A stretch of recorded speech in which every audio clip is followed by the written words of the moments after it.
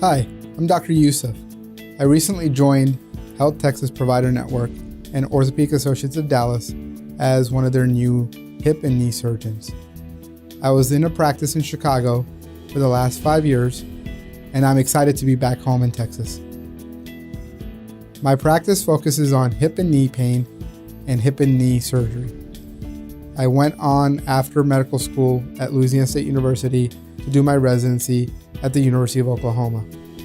After finishing my residency at University of Oklahoma, I went on to the Mayo Clinic in Rochester, Minnesota to do a fellowship training in hip and knee replacement surgery.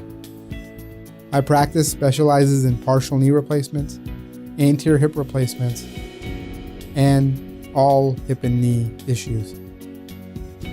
I'm passionate about performing surgery in a minimally invasive surgical approach. My goal is to provide my patients with less invasive options so that they can have a rapid and less painful recovery, allowing them to get back to the things they like to do. I office out of Plano, Frisco, and McKinney, and if you have any questions, please feel free to reach out to us.